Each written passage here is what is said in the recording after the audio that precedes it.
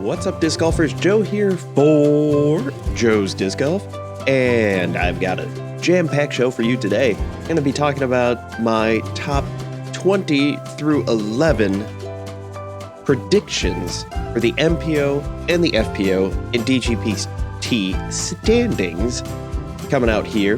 I'm also going to be talking about what the PDGA is looking for in terms of some volunteers for a medical subcommittee, actually two medical subcommittees.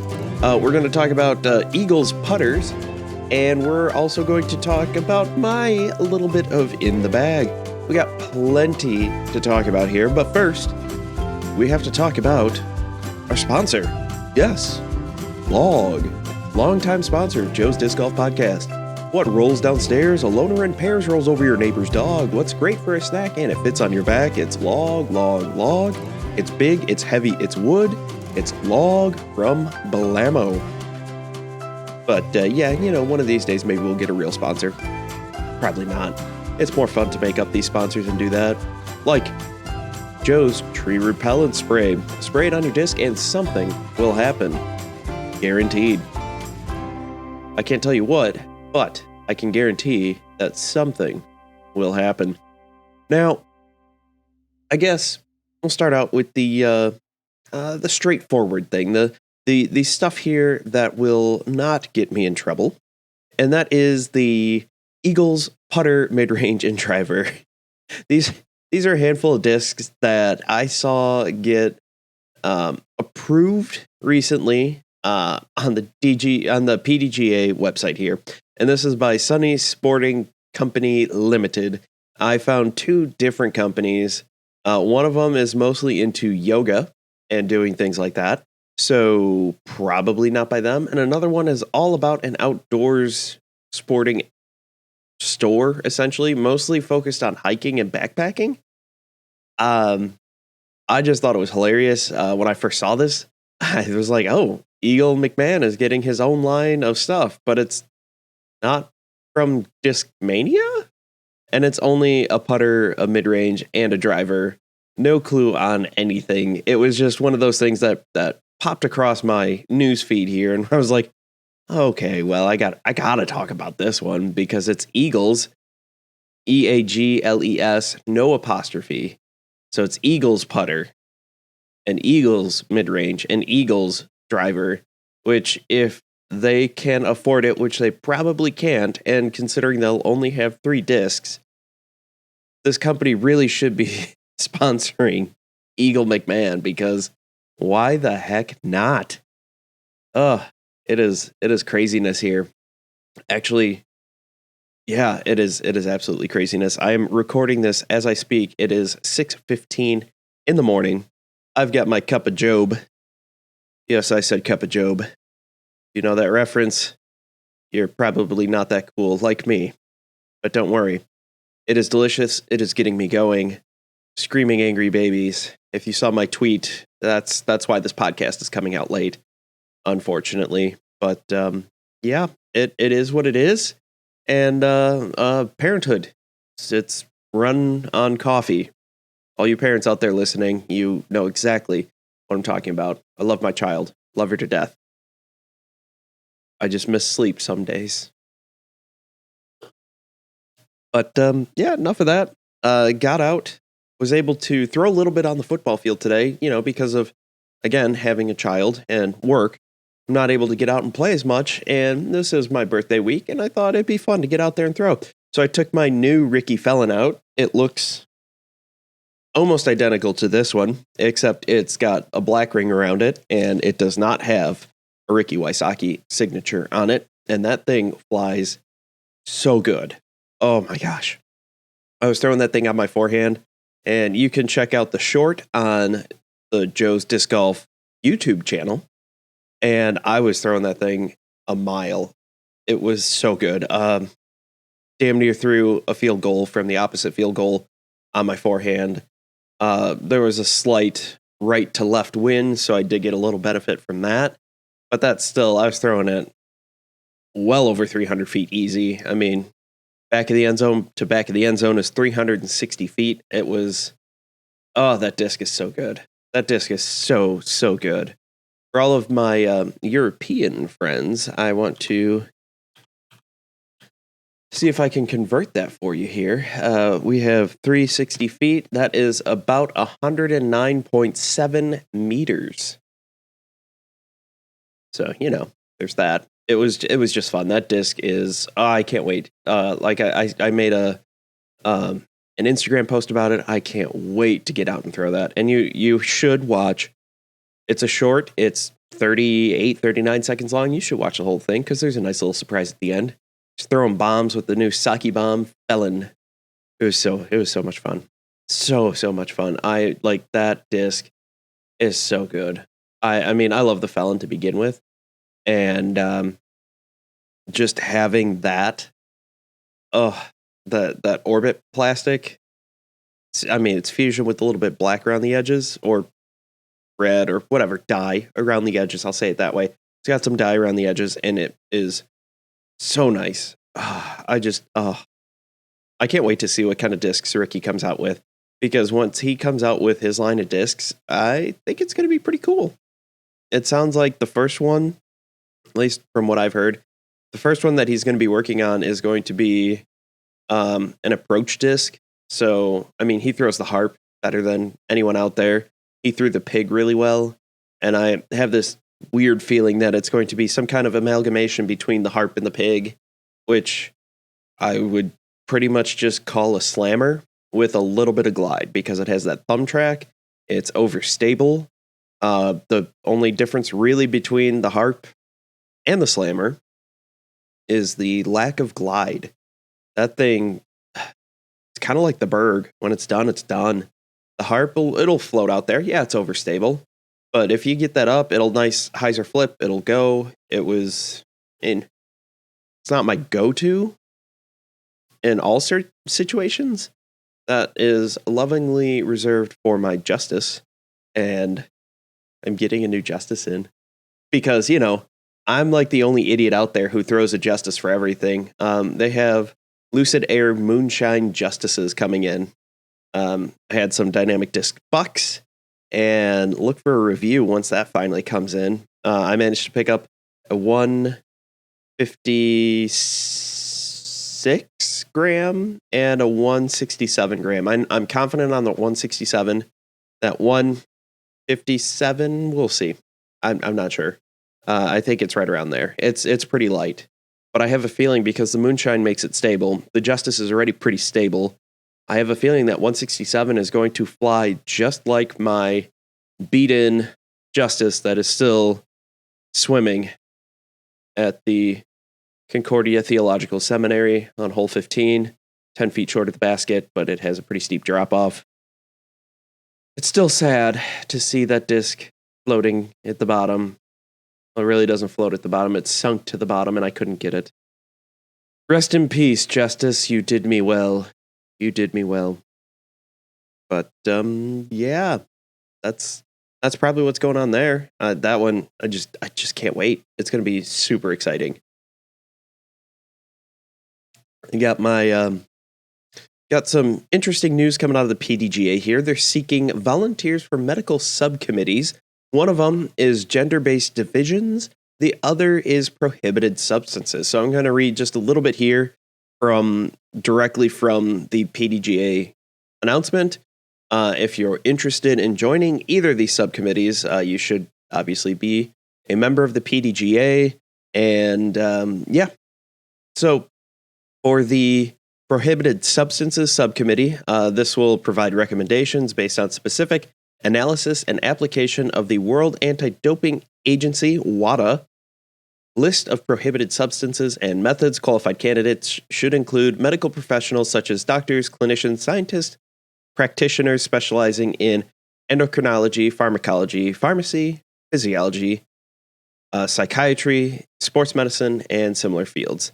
This is to help now that we are part of WIFDIF again and trying to get into the Olympics, and just to be part of the Olympics for non-Olympic sports. We have to create these policies here, and that goes into the other gender-based subcommittee.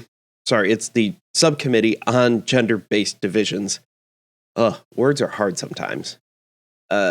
The subcommittee will provide recommendations based on specific analysis and on the application of recently released International Olympic Committee framework on fairness, inclusion, and non-discrimination on the basis of gender identity and sex variations. Again, the qualified candidates should include medical professionals such as doctors, clinicians, scientists, and practitioners specializing in endocrinology, kinesiology, sports medicine, and similar fields. The creation of the subcommittee is the first step in response to the IOC framework. If any changes are recommended, additional steps may be taken in accordance with the IOC framework. The current PDGA policy on eligibility for gender-based divisions will remain as is, and that has more to do with, let me pull up that here. It is based on hormone levels. If you are transgendered female to male, the player who are assigned female under the criteria detailed above, who are taking hormone treatments to increase testosterone levels, are no longer eligible to compete in gender-restricted divisions. These players must inform the PDGA when hormone treatments commence by submitting an application. It's super simple to the PDGA Medical. After review, the committee, the gender designation of the applicant will be changed to male in the PDGA database. It's pretty straightforward here. This is based on the old Olympic Committee basis, which again is based on hormone levels. So it's pretty straightforward there. I'll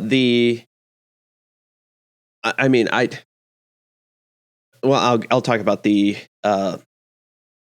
things that they ask to happen, I guess, for the male to female. These are players who are assigned male gender at birth and taking hormone replacement therapy and or testosterone suppression medication related to gender transition are eligible to compete in a gender-restricted division at a PDGA event. Only if one of the following sets of criteria are met. First is the hormone therapy. You have to be on testosterone blocking hormones for at least 12 months. You have to have testosterone levels of 10 nanomoles per liter or less for the last 12 months at minimum. The player's total testosterone levels should continue to remain below that 10 nanomoles per liter in the future. If the player ceases treatment, they're no longer eligible to play in the gender-restricted divisions. You have to submit submission of the player or their physician of a completed PDGA gender reclassification form, and the player is required to inform the PDGA if treatment is suspended. For those who go through gender reassignment surgery, the successful completion of male to female reassignment surgery declaration from a physician and the testosterone level, same as just the transgender hormone therapy, 10 nanomoles per liter for the last 12 months. And you have to submit the gender reclassification form. It's, again, pretty straightforward. Basically, the form is your current name, current PDGA number, some contact information. You pick if you're changing from female to male or male to female, fill out the appropriate section. You can optionally change your name if you want. That's totally up to you. And the reasonable modifications request, it just goes through and says like, hey, you just go down and say, hey, this is what's going on. You fill those out, scan them in, send them to the medical committee, and boom, you're done. My only questions here, and this hasn't come up, it's just the enforcement of this. It doesn't sound like the PDGA will randomly test to make sure that your hormone levels are under that 10 nanoliters per mole. And the good thing right now, it's a weird thing, there's not a lot of money in disc golf, and I'm not saying this is going to happen anytime soon. And with the changes that will probably come through for the 2023 season, um, if there was more money in it, you'd find people who would be willing to sacrifice their morals and say that they're going through this. I hate even saying crap like that because it's terrible. If you don't feel right, like I have a friend who transitioned. I'm not going to go into any more details, and still a good friend. And from what I understand, man, I'm just trying to figure out the right way to say this. Like, we all have, now this is going to be kind of an extreme example, I guess. We all have sandbaggers in our areas. Those people who intentionally don't get a PDGA number just so they can win rec or intermediate when they definitely should be, by rating, not allowed to play that, but because they don't have PDGA number and in a C tier, doesn't matter. If there was enough money in disc golf, if Paul Macbeth's contract was the base, I could definitely see people claiming this. And right now, as it stands, there's no, yes, you have to say that your hormone levels are staying under, but what is to stop someone from doing that and, letting their testosterone levels come up, and then they have an unfair advantage in the FPO field? Or conversely, taking more testosterone and, hulking out like Arnold Schwarzenegger and just ripping the crap out of the disc in the males division. I think one of the things that's going to help with both of those situations is the prohibited substances. I think the PDGA definitely needs to get to, at least the way that things are now. It sounds like things will probably change, and I doubt that they will be using the testosterone levels, because there have been issues in the Olympics where certain female athletes naturally have higher levels of testosterone, and they were being disqualified because of those standards, even though they weren't doing anything wrong, to my knowledge. Now, who knows? I mean, there are a few fantastic documentaries about doping and how there's a lot of issues with doping still are a lot of issues with doping in the Tour de France, as well as performance enhancing drugs and substances in the Olympics, especially when they were in Russia. I know there's a big problem there. I believe there's a problem when they're in China as well. So it's not a unique thing to disc golf. And there are people who are jackasses, for lack of a better term. If that's what you feel is going to help you out, is changing from male to female, female to male, whichever way you're going, I mean, that's great. Like, you be you do you. That's great. It's just, I've been around sports long enough to know that a lot of people will do, I shouldn't say a lot of people. There are a number of people who will do anything for money, who will do a lot of shady things for money. And I don't want that in disc golf. So I just want whatever rule changes they're going to come up with, I'd like them to be enforceable and have some way to enforce them. I don't think right now yet there are really any athletes, male or female, who are doing any prohibited substances in terms of performance enhancing. I mean, we all know disc golf, bunch of potheads out there. I would not call that performance enhancing. I mean, maybe it can relax you, get you going. But with this prohibited substances and everything, I hope that they start having random drug tests, because I think that's what needs to happen to make sure that the sport stays pure and that you don't have a whole bunch of issues with people taking who knows what. I don't even know, being the strongest person out there doesn't necessarily mean that you will be the best disc golfer out there, but it certainly doesn't hurt to be able to throw it further than everybody else. I mean, that's just kind of how it goes. And same with the eligibility of gender restricted divisions. It's I don't know. It's a weird situation. I know there were some issues going on with the situation in Alabama that Paige Pierce posted about. Apparently, there were some issues with how that was handled as well. It sounds like the group of women who play together and play with the transgendered athlete, Chloe, play with her all the time, apparently, in weeklies, in small tournaments. And they were trying to get their voices heard by the PDGA. They were writing letters, they're emailing them, trying to contact them. Most of their stuff was ignored. And unfortunately, so they all decided to sign up for MA3, which, according to the guys on Grip Locked, no, I guess it was Debate Night, that was over a week before Chloe signed up. So it had nothing to do with her signing up. It was just a whole weird situation. You can find out more there. Unfortunately, the whole story wasn't conveyed to Paige Pierce, and she went off on Instagram, wrote a big post, and unfortunately, some of these women are, receiving horrible things through social media and all that stuff. And from how I understand it, it doesn't sound like they were trying to be malicious with this. They signed up before she did. They play with her during weeklies and all that and have no issues with that.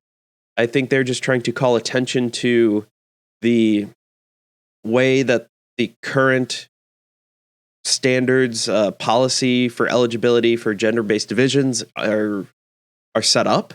So, and there's no real way to test. Now, like I said, there has not been an issue yet, and I totally believe that the reason we haven't had an issue yet is because there's no money in it. And I have no doubt that unscrupulous, terrible, horrible, bad actors, people with no morals would, the way it's written now, there's no, you could just say, yeah, my levels are this. And you do have to provide at some point in the past 12 months, 3 tests that show that you were under that 10 nanomoles per liter. But it doesn't look like there's anything saying that, like, you have to. I mean, it says you have to report if you stop taking the hormone therapy. However, just the PDGA going to check? It doesn't sound like it. And I think going forward, these new standards will hopefully address some of those concerns and just make it a fair playing field for everybody. And that's really what it comes down to, is making sure that it's a fair playing field and you don't have some, lack of a better way to put it, some jackass claiming to be an FPO and they're not actually, they're just doing it for the money, essentially. Like I said before, I don't believe any of that has happened yet. So I'm just trying to point things out here. Like I said, with my experience with sports, there are people who will do anything to win, especially if there's money involved. So it hasn't happened yet, like I've said numerous times. And I don't believe that any of the transgendered athletes, no matter if you're going male to female, female to male, are having any of those. I believe they truly are transitioning to whichever way they're going. And so I don't believe there is no money really in disc golf. So it's not that they're doing it for the money. They're doing it because that's who they are. And awesome. Good job. I mean, you be you. I'd hate that if you were feeling that way. So I guess you could say I'm very libertarian on that, where I just like, you do you. You make what you do what makes you happy, as long as it doesn't hurt anyone else, and this isn't hurting anyone else. So I don't know. That feels like a tough topic to talk about, as I'm trying to do it very cautiously and trying to choose my words carefully.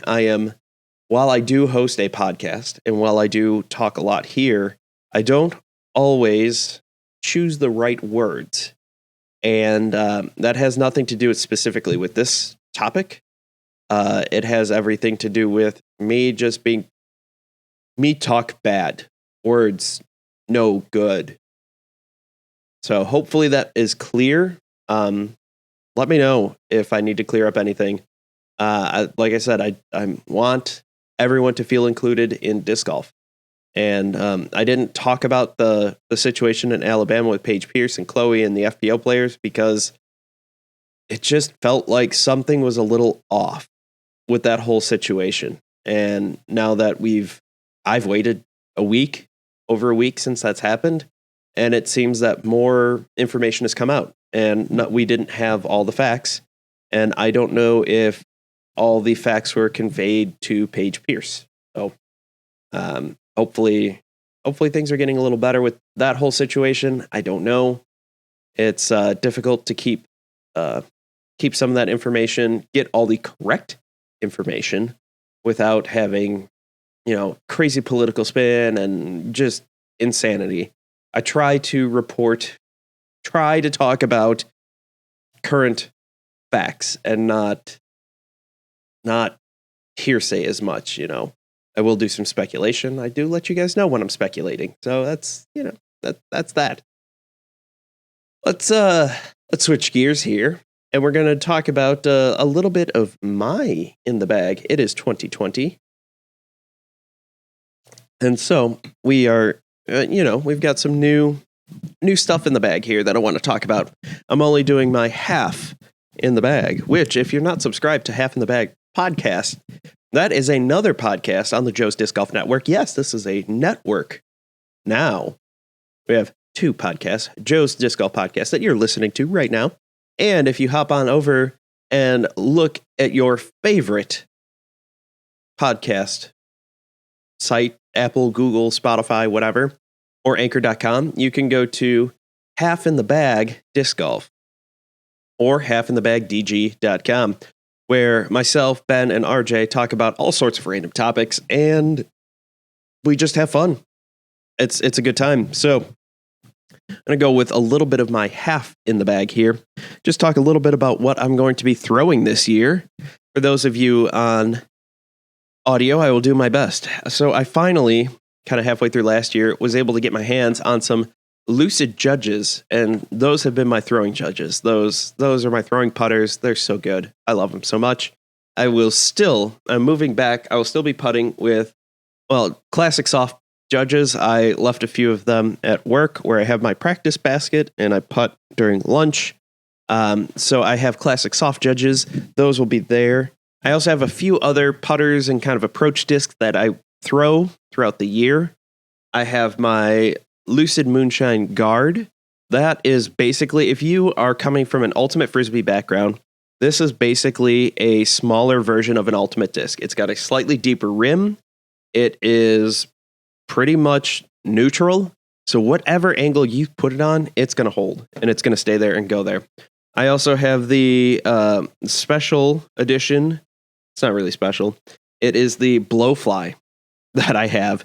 And that thing, I love that disc because you can just hold it up just like I'm doing here, and you can't see on audio, but I folded this up and you can toss it essentially like a baseball, and as soon as it hits the ground, it pops open and basically stops where it is. I saw Matt Bell doing that, and it's actually come in handy a few times. A few of the courses where I legitimately am like in a bush and cannot get an arm out, but I have a small gap that I can't get a disc through. I will take that disc, fold it up, pitch it out, and hey, it's good. I've actually was able to get, I was probably 70 feet out from this one, and I was just in a bush. It was the worst spot ever. Could not do anything with it. Tossed it out under the basket, saved par.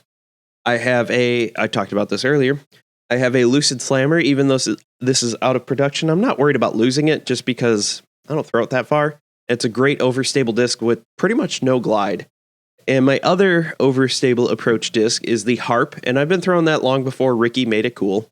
Well, I guess I was throwing it after Ricky made it cool, but back when it went out of fashion, because then he went back to the pig, or he went to the pig when he went to Innova, and I didn't pick up a harp until about 2 years ago. So, whatever. Yeah, that's a great disc there. And just rounding out my mid-ranges, that's about all I'm going to go through. I will save my fairway drivers and distance drivers for the next episode. I have my understable bounty. Now, you might notice that this is pretty much a lot of DD, Trilogy, a handful of discs that aren't. I was with Team Trilogy up until this year, and so I'm slowly branching out. I have other discs in my bag that are not. I mean, the Blowfly is a good example. That is my one so far that isn't. But I've got the bounty. It's my understable mid-range. Oh, that's so easy to hyzer flip. This is the disc. That one and the Vandal, which I'll talk about later, are the discs that got me to learn how to hyzer flip and get those straight shots in the woods. If you don't know how to do a hyzer flip, I'm not the guy to teach you that. I'm not the best at that. I would say what I do is serviceable, but that's about it. But there's plenty of stuff out there. You can find like Robbie C. I think Danny with Physics of Flight has some stuff there. I think Eric Oakley has some stuff out there. There are plenty of guys out there. Look at some stuff that Chris Dickerson has done. I don't think he has any how-to videos, but he's one of the best in the game at doing a hyzer flip. Or, Paul Macbeth as well. Look at those guys. Try to see what they're doing there. I also have as my pretty much straight throwers, mid-ranges, I have my EMAC Truths. I have a 167 gram and a 77 gram EMAC Truth. Two different stabilities there, and they fly amazing. They fly so straight, and they fly forever. The glide on that thing, on each of those, is absolutely amazing. And then I have the Lucid Justice. These are my new ones here with the new Lucid plastic. I think I'll slowly be converting my stuff over into this new Lucid plastic. It feels a little bit different, and it feels amazing. So, I just can't wait. I can't wait to get more discs in that Lucid plastic. But, such good stuff there. Like I said, next week, I'll be talking about the other half. Now, to get into the most controversial topic, you thought talking about the gender-based divisions and all that in disc golf would be pretty bad, or not bad, controversial. No. Here's the thing where I know I'm going to have the most issue here. And this is going to be my top 20 MPO and top 20 FPO players. Here, I'm going to go through 20 through 11 for MPO and FPO.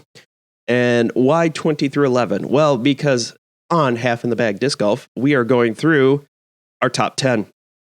And I thought, hey, why don't I just go through here and go with the next 10 right there where I think I'm going. Now, I do want to explain my reasoning here. I looked at current world rankings. I looked at the PDGA points finishing and the DGPT points finishing, those three from 2021. Now, this is going to be DGTP points only. So if, a lot of these guys play A tiers, play tournaments that aren't DGPT events, and you get PDGA points, I don't care. This is how you are going to finish, how I think these pros are going to finish at the end of 2022 in Disc Golf Pro Tour points standings. And I tried to take into account a whole bunch of different things, such as time off as my number 19. I will get into that. Things like certain players not touring as much or certain players touring more. Certain players that are on my list in spots that you don't think it would be practical for me to put. However, again, I'm taking into account like travel, international travel. If like someone like Nate Sexton, who is a great player, did not do much touring last year, and so he was in the 30s or 40s. He was down low in DGTP point standing. That does not mean he's a bad player. If you look at the world rankings, he is well up there. Top 10, top 20 for sure. But this has nothing to do with world rankings and that kind of stuff.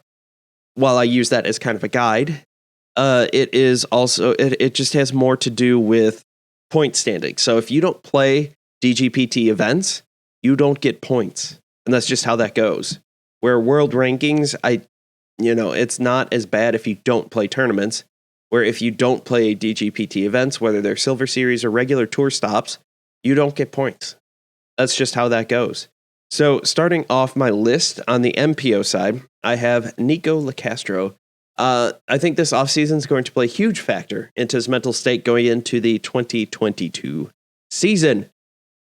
With the way things ended at Westside, we still don't know anything. I don't know anything. I haven't heard anything.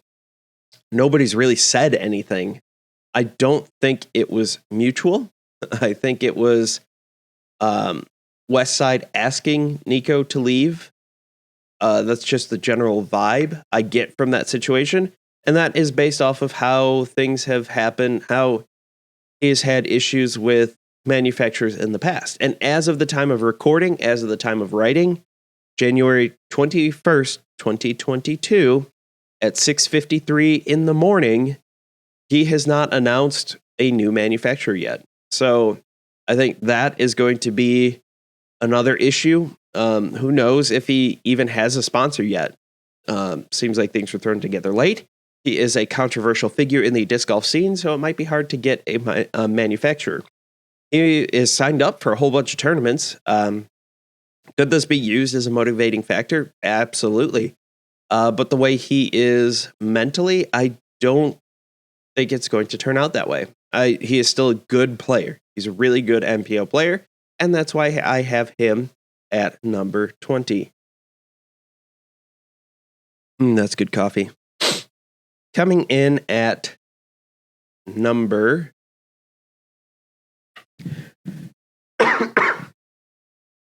Excuse me. Coming in at number 19, Simon Lizotte. Now, again, it's not that I don't think Simon is a very good player. World rankings, he's top 10. DGTP point standings, he was terrible. He didn't play a lot. He was getting over that injury. This year, he's going to miss about a quarter at the beginning of the season because he's having his first child. And as I've stated before, kids are awesome. I love my daughter. I can't wait to have more children. However, the stresses of being a new parent are great. The mental and physical toll it can take on you can really affect you. He may or may not be able to get out to practice as much as he'd like, just because he wants to be around his child. I think with this lingering elbow injury and being a new parent, I think he's going to struggle to find a rhythm this season, especially with getting a late start. So that's why I have him there. Mason Ford is my number 18. He is a solid player. He's got a new sponsor this year. I think this is one thing that is going to help him is getting a new sponsor. He's got a little more financial security. One thing that is not going to help is he's not starting till the Open at Belton, which is fairly late in the season in terms of starting. So he's going to be missing out on some points opportunities. However, from what I recall, he is not a huge arm.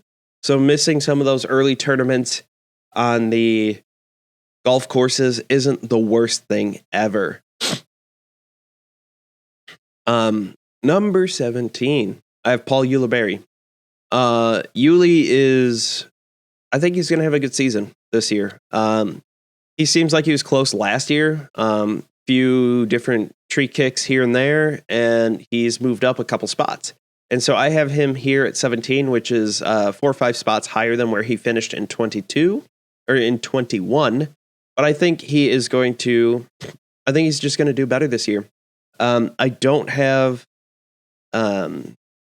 Big Germ on my list. Spoiler alert. Mostly because he's had his bag stolen twice this year. And he's like, I fully expect that to happen at least one more time. And he's going to be hurting for discs, and that's just going to mess with him. Great player, great guy. Just some bad luck there. Number 16, I have as Matt Bell. As with Ford, he's also got a new sponsor this year. He's no longer with DGA. I think once he learns his new discs, he'll end up slightly better than he did in 2021, and that's why I put him at 16. Although I will miss him throwing the blowfly all balled up, because that was always a lot of fun to watch. That was pretty cool. Number 15, I have Matt Oram. I feel like I'm repeating myself here, but Matty O has a new sponsor. We've had 4 people so far that have new sponsors. Well, Nico doesn't have a new sponsor, but he left his sponsor.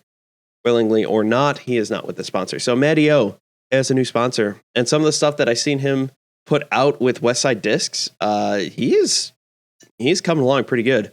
I have him at 15th. I think he is going to tour a bit more than he did in 2021, so that's going to help him last year. But that's where I have him right now. Is at 15. Gannon Burr is someone I have moving up to 14. That's about 7 spots up from where he was. He looks really solid. And we're going to see him at more events. Now, I could he end up higher than this? Yeah, he could. But this is a preseason poll. This is how I think the season's going to go. Joel Freeman, I bumped him down 1 spot. I think he's going to have a similar season points-wise to 2021. And I don't think anything is going to really change all that much with him. With the influx of players, I think that's what's going to happen here. I bumped up Drew Gibson 1 spot with everything going on this year with his new company, with his new sponsorship, sort of, with the new discs coming out. I bumped him up 1 spot. I think he's going to do a little bit better. Him and Joel Freeman were 30 points apart, roughly. Last year, and so I think that he's going to do a little bit better, and I pretty much have them finishing about the same. And now, number 11, James Conrad. Outside of Worlds, he did not have a great DGPT tour, and Worlds is a PDGA event and not a DGPT event. We have I think I have him 11th. Last year, his only win was at Worlds, and like I said, that didn't even factor into the DGPT points. He did all right. He was kind of up and down all year. He would have, a win, and then he had that win at Worlds, and then he did not do well. He'd finish in the 30s, and then he'd finish in the teens, and then he'd finish. It was kind of all over the board. And I think now that he's been with MVP for a year, he's going to end up doing a little bit better. To borrow a phrase from Formula One, I would say that he is the best of the rest. Where they say that for the 4th place finisher on the year, I'm saying that for the 11th placed finisher for this year. And that is my 11 through 20 MPO finishers here. Moving on to the FPO. This is where I am admittedly a little weaker. It was harder to follow just because a lot of these women did not end up on coverage as much as some of the men that were further down on the list. So this is going to be my best stab at the top 11 through 20 FPO players. At number 20, I have Alexis Manduano. Last year, the first full year of touring, and it looks like she'll have another full year of touring again. Like many of the other women on this list, I bumped her down a couple spots because of the anticipation of the European FPO players coming over this year. So, spoiler alert, some of these people, you might not think they're high enough on my list, but I also had to add in several women who did not have DGPT points here or did not have many DGPT points because they were not here all that much. Number 19, I have Kat Mersch. She has a solid career so far, consistently in the top 20, had some top 10 finishes in the Silver Series. I think putting her at 19 is right about where she's going to end up. Again, some of this is all with caveats. Just remember that this is all DGPT points, not world rankings. I'm not messing with world rankings. I'm not talking about any of that. This is when we come to January 20. Well, really at the end of when we have the DGPT after the playoffs, when those playoffs start, because that's when the points stop, from what I understand. So, because this year we have 2 playoff events, and then we go into the DGPT Tour finale, whatever their championship, whatever they're going to call that. So this is again with that. So if you're mad that this does not match up close with their world rankings, that is why. Tour points are very different. Number 18, I have Deanne Carey. She's also she's in the same category. I put her in the same category as Mersch. She has a solid, consistent game that seems to last year placed her generally within the 5 to 16th place in that range. Again, bumped her down a little bit. Notice she's 18th, but that is again because of some European women coming over. We have Ellen Widboom at 17 and Juliana Korver at 16. I don't have great reasons for these, but that was my gut reaction. So it's because my gut said so. That's where we're at right there. Number 15, I have as Owen Scoggins. She did not do well at the Shelley Sharp Memorial this past weekend. She was 18 strokes behind Jen Allen for a third place finish. And it wasn't that field wasn't that deep. I don't know. It's hard to tell. Hopefully she's just shaking off some rust. I hope with some of these I'm wrong. I hope that some of these players end up much higher than they are. But that's kind of where I have Owen right there. Number 14, Madison Walker. She played through an injury last year. I think she's going to bounce back at a few more tournaments. She's got a new sponsor this year. I think that's going to do well for her. I think that's just going to let her bump up just a little bit. Jessica Weiss, she's going to get a bump out of the top 10 because of the European women coming over. She's a solid player. I just think they're better. And that's just how this is going to go. I have Valerie Manahuano. I think she's going to jump up a few spots here in the 2021 season, thanks to her new sponsorship. She's another DD player that jumped over. Another one to add to the Trilogy family. Barring any sort of crazy injury, last year she had that Instant Pot issue where she ended up burning her hand and had to miss a whole bunch of events because of that. I think she'll end up much better in the standings because she will not have, hopefully she doesn't have any crazy injuries like that or any just generic injuries. Finally, my number 11, my best of the rest of the FPO is Macy Valadiaz, formerly Macy Walker. I think I'm going to stop saying that because it's kind of getting old at this point. She got married over the summer, and I believe she already changed her name on the PDGA, so we're good. So Valadiaz is going to be touring a lot more this year, and she made waves in the DGPT events that she played in last year, and I fully expect that to continue this year. She's also got a little more freedom. She re-upped with dynamic discs. She threw the discs there really well. She is not trying to plan a wedding, and any of you gentlemen out there or ladies who are married and have planned a wedding, you can understand how the bride, even my wife, who is very meticulous, was stressing out and had a lot to go and do while planning the wedding. And now that Valadiaz does not have that to worry about, she's already married, she's all set, she's good to go. Her and her husband are happy, presumably. I mean, they got married, so, really like each other. At the very least, they really, really like each other. So she doesn't have that looming over her head. She doesn't have to miss time because of the wedding. She doesn't have to miss time because of honeymoon or anything like that. So I think she will be touring a lot more, and I think we should expect big things out of her this year. And putting her at 11th is pretty good, in my opinion. So that kind of does that. What do you think? Who do you have in your 11 through 20 for the MPO and FPO? That's what I got. You'll have to wait to see my top 10 for both men's, for MPO and FPO, mixed and female divisions. and try to get better about that. It's not the men's division, it's the mixed division. Anyone can play in the mixed division, where FPO females can play in the female pro open division, which we talked about all that fun stuff earlier. Not going to rehash any of that, but if you have any questions, comments, concerns, need me to clarify anything, like I said, I sometimes things make sense to me, and I don't mean any harm by the way I say. I don't mean any harm with the things I say.